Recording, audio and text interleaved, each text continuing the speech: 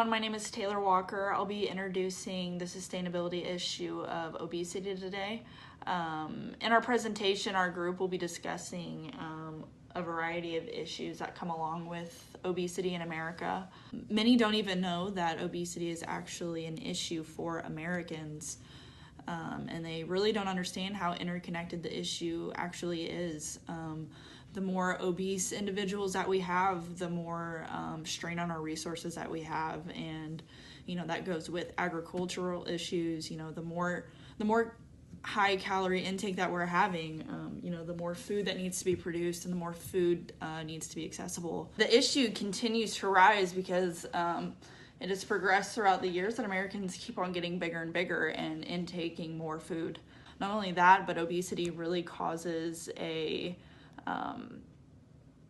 issue with healthcare. It really shoots up the price, not only for the obese individuals, but for those who are not obese. The cost of medical supplies for an obese individual to come in is extremely high, and I can attest to that because I work in a healthcare facility and I've seen it. And as I said, it continues to be a growing issue year after year, but there are also numerous solutions that we can provide to not only the individuals that are in fact obese, but to others to help prevent obesity and to becoming an issue any further. So we hope that you enjoy our presentation. We put a lot of hard work and research into this the last couple of weeks, so we hope you guys enjoy it. I know I've become a lot more knowledgeable about it, so thank you. Hello, my name is Kyrstin Scott, and I'm going to be going over some key stakeholders in the wicked problem of obesity. The first key stakeholder is going to be the farmer and their land, because they grow the food which makes their service a vital resource to a country. Most farmers operate functioning businesses with the aim to produce max capacity and the highest yield of crops and resources available to maximize their profit. And this is important to understand because unless the farmers have an ethical stake in their effect toward the environment, they could potentially cut corners at another stakeholder's expense. And in America, we rely so heavily on the food industry economy, which allows the farmers the right to produce whatever they want, pretty much however they want, and without the policing of their ethics, which makes room for potentially unsanitary conditions. This is how diseases spread due to livestock and vegetables not being properly cleaned, and that can cause foodborne illnesses like Salmonella and E. coli and things of that nature. The second stakeholder is going to be the consumer. The consumer is a key stakeholder because they fund the entire market of the food industry by demanding the food, and in turn, the supply for the food will react and follow.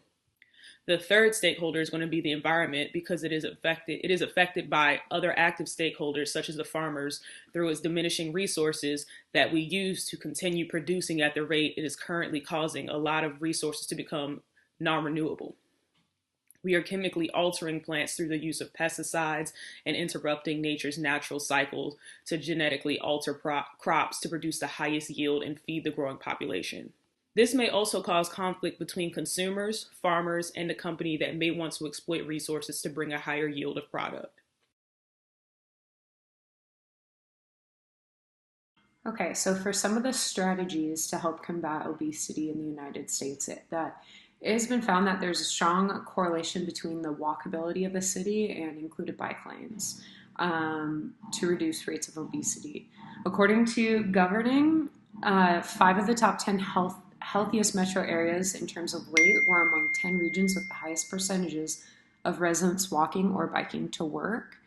Car and Dale also mirror this in their article that if bike lanes are built in cities, commuters will use them, and how they analyzed 43 large cities across the US.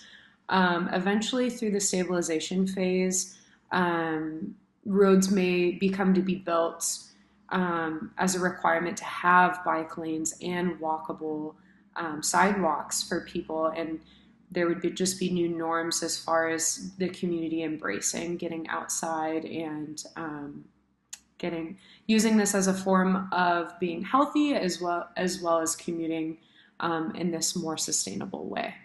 Another community strategy would be to promote community gardens that would offer healthy eating and opportunities through community education.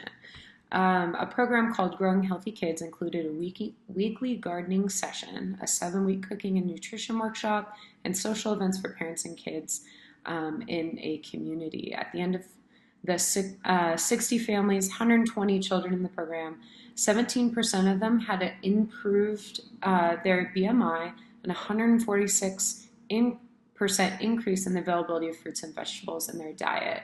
Getting people outside and moving around would also improve dietary habits through education, availability of organic foods, alongside helping improve air and soil quality and bringing biodiversity of plants and animals to an area that may not had already had it.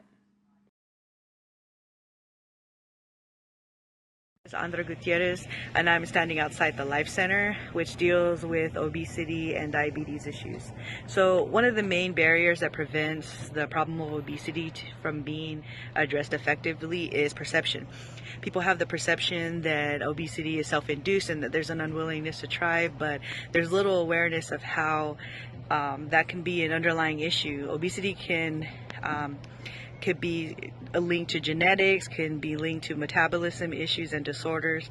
Along with awareness is properly educating people on how obesity, eating habits, and the environment give us a bigger view of the issue. So these are just some of the barriers that cause obesity to be a wicked problem in our society. I hope you enjoyed our video. Thank you for watching.